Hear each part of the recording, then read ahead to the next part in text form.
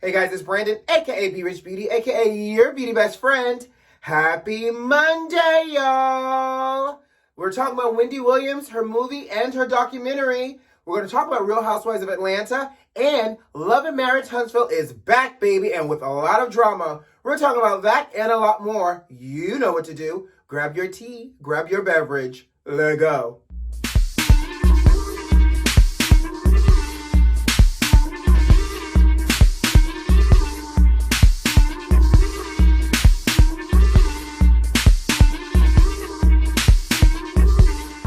Did you have a good weekend? I hope you did. I had a rather quiet weekend.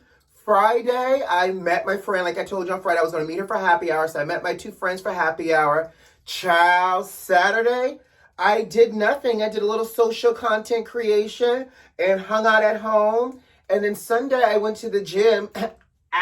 Body. No, I'm just joking. Sunday, I went to the gym, came home and cooked dinner and watched movies. I watched the new Denzel Washington movie, The Little Things. Not bad, actually. I will say, though, towards the end, I felt like, did I miss something? Do I need to rewatch something? But it was really a good movie, and that was about it. And here we are, Monday, a whole new week, whole new intentions. But baby, you know, Saturday, Saturday I didn't do much except social media content creation and spending 4 hours of my life Saturday night watching the Wendy Williams movie and her documentary. So I think that's a really great transition. Let's just jump right in. Listen, I was a little on the fence with Ciara because she's a good actress. I've seen her in other things, but I was just like, okay, what is she going to give us? And granted, she gave us Wendy from 20-year-old Wendy through Wendy's 40s, right? But she did a great job as best as possible, specifically with Wendy's mannerisms and that Jersey accent, because that accent that Wendy has is very, very known, right? So let's get that out the way. They did their job. They earned their checks. Let's get them a Soul Train Award? Maybe. Let's dive right into the meat and potatoes of this movie. And I'm going to talk about it in no particular order, but as it comes to me, I made a few notes. But baby, let's talk about how Wendy grew up as a so-called fat child. Was she a little bit thicker than her other siblings? Yes. But is it just me? But I feel like her parents, mom and dad, talk about, Wendy, you're so pretty in the face. You'd be even prettier if you lost weight.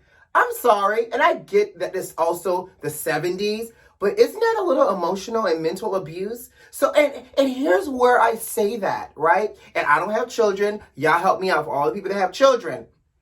Wendy said she was going to school eating tuna and mustard for her meal as a part of her diet. In addition to that, right, if we even fast forward to the documentary, which we're going to talk about, but her parents even admitted again she was a thick child and we wanted her to lose weight. Not once did they say, you know what, looking back in our years, we might have been a little hard. You know, we apologize. And who's to say that they didn't apologize behind closed door or in some family therapy session, child? But I'm like, do y'all hear yourselves, parents? This sounds a little mental and emotionally abusive, which, by the way, could possibly be the reason why, one, she saw herself some kind of way. I get it. Two, might be the reason why she dealt with so much mental and emotional abuse from Kevin. Catch it. Now, moving on outside her being a little thick, little young girl, let's talk about some of the highlights of the movie. Now, I will say this. Granted, it's a Lifetime movie. Granted, it's 2 hours. You can't give us everything. But I am going to be very, very honest, and beauty besties, y'all chime in. This movie has a few parts that I was like, yawn. It felt a little watered down, and it just sometimes did not feel like enough action.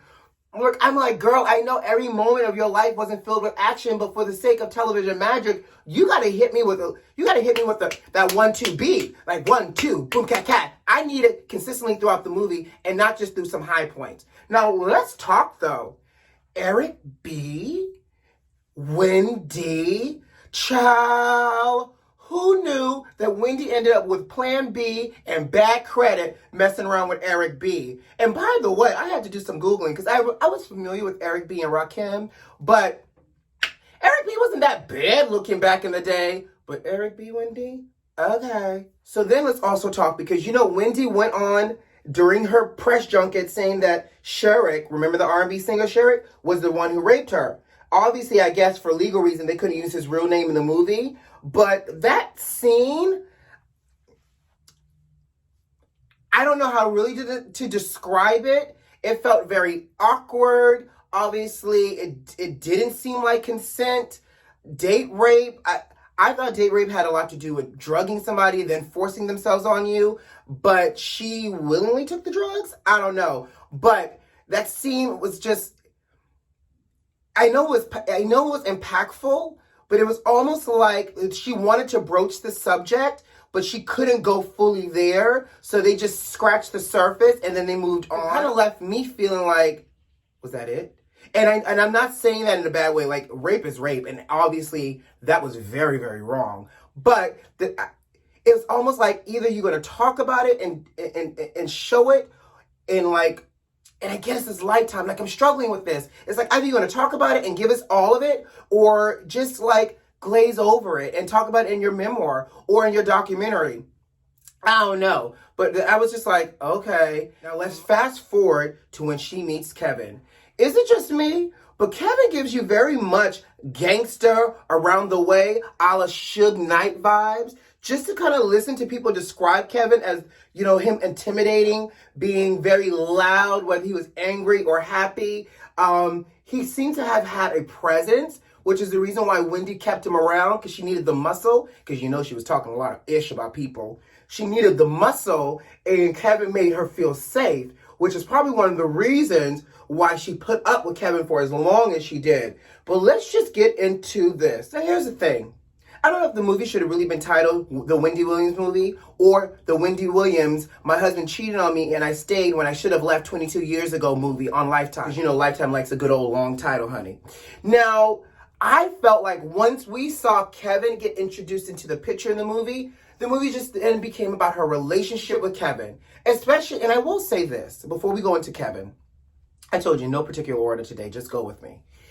Is that I personally did not know that outside, or I didn't know any of Wendy's pregnancy issues. So obviously, you know, she had the abortion with Eric B's baby. But I did not realize that she had 2 5-month pregnancies. That has to be hard.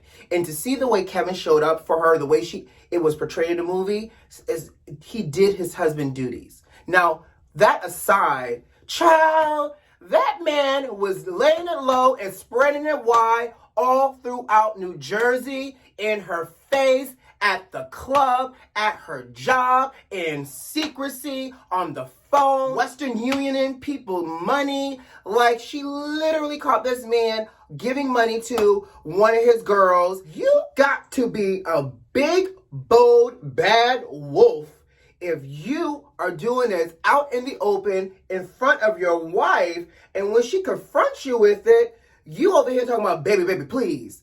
Baby, please, my ass. If you don't, in the words of Bernadine from Waiting to Exhale, if you don't get your shit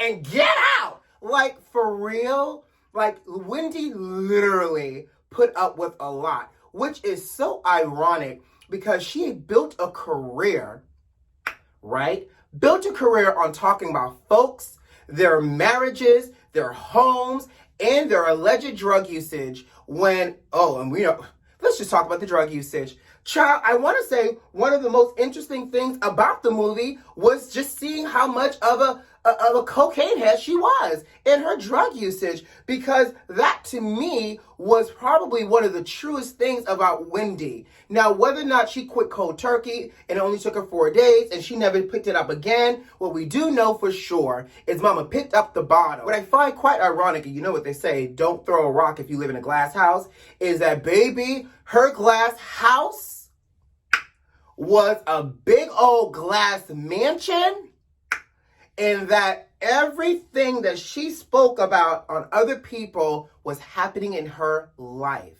Side note, y'all know Wendy was doing these press junket interviews, and she was doing an interview and she called out Method Man. She said she smoked weed with Method Man and had a one-night stand. Baby, Method Man's wife said, I am tired of listening to your lies and your attack on my family. She didn't deny, though, that if Method Man slept with her or not. I will say, in Method Man's wife's clapback and pettiness, she's told Wendy that no amount of plastic surgery can fix the ugliness on the inside and out, and that her career, her ratings are bad, her talk show is hanging on and is struggling. She's now known to be a tabloid side note and a circus freak, amongst many other things. I'll post screenshots right here. But baby, I'm telling you, Wendy has been on this. She is unearthing all of her skeletons in promotion of this movie. And so I thought it was quite ironic that Method Man's wife clapped back the way she did. Now let's move into the documentary, because here's where I will say this. I actually think I could have gone without the movie and just had the documentary. Now, granted, Wendy did the documentary on her couch in her apartment, eating caviar with Cheeto chips, and had her lymphedema machine on her legs. Side note, somebody could also throw on a little concealer on those cheeks and that nostril. But her stories were a lot more authentic in terms of the documentary. You heard from other people that were real life in her life that experienced these things with her. Now, I will also call it out. I was maybe 30 minutes into this documentary, and I was a little over Wendy because I was like, girl, pull your emotions together. Every single scene, she was crying. Girl, you knew you was telling this story. Now, I get that the story is personal, but can you give me one story without you shedding a tear, without me seeing your eyes red, your nose red, your nostril red, allegedly, and just all of a sudden, just a baby cry of a mess? Like, girl, give me the story. Give me the juice. I'm now half a bottle in. Okay, really a full bottle, because you know the thing was 4 hours, child. I'm now 4 hours in, and I want the nitty gritty that I didn't get from your movie.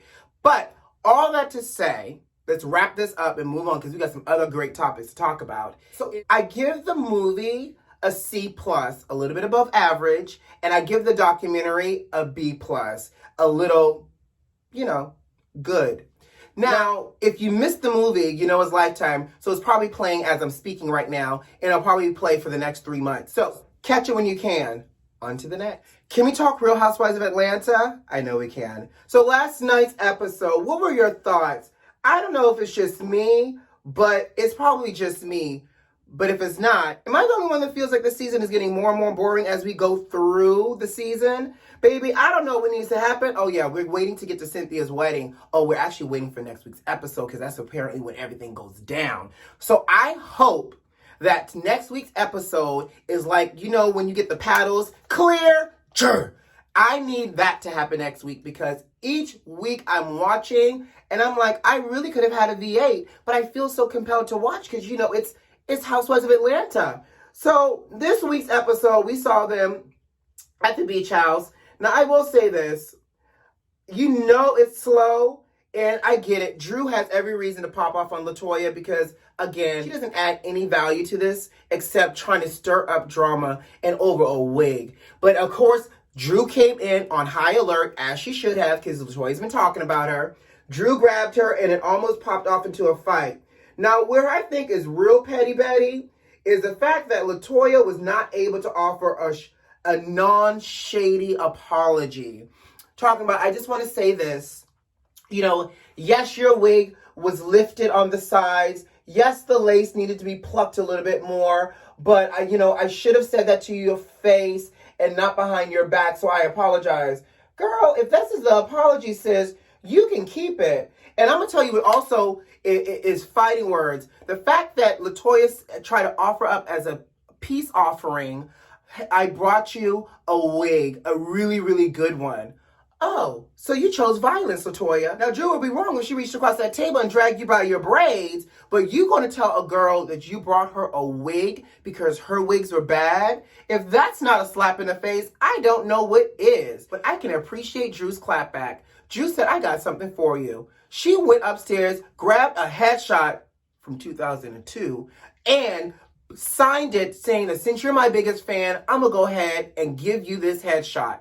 Thought it was quite classy. I thought it was appropriate because she's all up on, Drew's jock and wig. But girl, get you an updated headshot, child, okay? And here we go. We have the aunties and the nieces. Now, here's the thing about the nieces.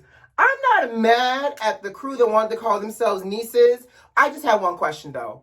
How did Marlo get her thigh-high boot self ass in a room with the nieces talking about cheers to the nieces? Marlo, you are old, girl. You are on age with Kenya and Nene. How are you in this room talking about the nieces? And how are you so in your feeling? Marlo always gets the shaft. She always gets the bad room. But she wanted to be so in her feelings. And so, do you hate me so much that I get the smallest room? Girl, at some point, somebody was going to have to get the smallest room. And it just happened to be you. And that's because Kenya don't like you.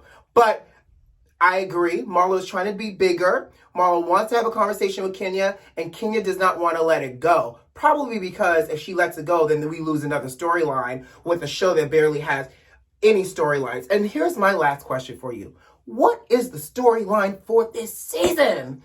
I can't tell, and I get it. We're in a pandemic, but somebody give me something. Fallon is on the trip, brought her man, rented a villa next door, so she in and out. All we see is her fashions. LaToya is yap, yap, yap, nothing. I don't know what's going on in Tanya's life. We didn't see anything with Tanya so far except her just showing up. We know that, Martin Luther Portia is on a mission, but what else? Candy's still trying to get what? Child support? We haven't heard anything from Candy in a while. And obviously Cynthia's getting married and Kenya's going through divorce. I need something. This season needs some injection of new energy and I need some storylines. Okay. Did you guys watch Love and Marriage Huntsville? So it premiered. I will say this. I appreciate Maurice doing something for the community, trying to get the Black business owners together. Love to see that. Kimmy looks great. Look like she lost a lot of weight. Marceau and Letitia moved into her new house. It does look a little bit bigger than the last house, but baby, that kitchen had me claustrophobic. 2 people and a cameraman, and that kitchen was already 2 people over the fire marshal code. But I'm going to tell you who the MVP was this episode, Martell and Melody. So Martell obviously is going on his whole I'm getting divorced tour. So Melody went to Atlanta, spent time with her brother to get herself together, left Martell with the kids. Good for you, Melody. But Martell's actually a really good dad. So Martell mom comes over. He's like, I'm getting divorced. She laid into him. And I appreciate his mother for that. Despite her being ghetto or nah, her message was still clear. You did wrong. If Melody was doing right by you, you would have still found a way to do wrong. If she wasn't doing right, you still did wrong. And now you're stuck with the consequences. Tell her like it is, Mom. And on top of that, then he went over to their mutual friend house, Destiny, and wanted to go on the whole I'm getting divorced train, and then finished it off with an apology/divorce campaign with Martell and Letitia. Child, I don't know. And by the way, did he hire the same stylist as the stylist for the Duke of Hastings on Bridgerton? What was this white outfit that he had going on? I felt like he also needed a red cape to be like Olay, but Martell and his fashions are always a little bit too trendy at times and a little backwoods most of the time. But I will say I appreciate that he always tries to go out on a limb for his fashion. Now, Melody wasn't having it. Melody got back to Huntsville, got to the house, and was like, why is you still here? And you know that some of it is done for television, but what you hear out of Melody's mouth is the hurt from the years of mistreatment and the cheating, honey, and she is over it. And I think it's quite interesting because as Melody tries to go up, Martell tries to bring it down because even though this is happening for the camera, he does not want to give in to the camera. He still tries to hold as being the even-tempered person. But Melody is like, I am done, last straw. And if y'all saw the preview for this season, it's going to get worse before it gets better. And we're here for it. Last but not least, y'all know our legendary icon queen, Miss Cicely Tyson, went home to glory. And I just had a few questions. When's the funeral and who's doing the funeral? Is Tyler Perry and Oprah collaborating for a funeral? Because if they are, I'm going to tell you, this funeral is about to be better than Aretha Franklin's. Now, granted, it's a pandemic, so I'm sure they're not going to be up in church for 6 hours, but y'all better give us some teleconference, ABC, NBC, CBS, a cross-network special for 4 hours of my day, and let's memorialize. I need Fantasia. I need Leandria Johnson. I need Kirk Franklin and his singers. I need Jennifer Hudson. I need Patty. I need all the Shaka. Maybe not Shaka. I need all the singers to come out and sing her on to glory.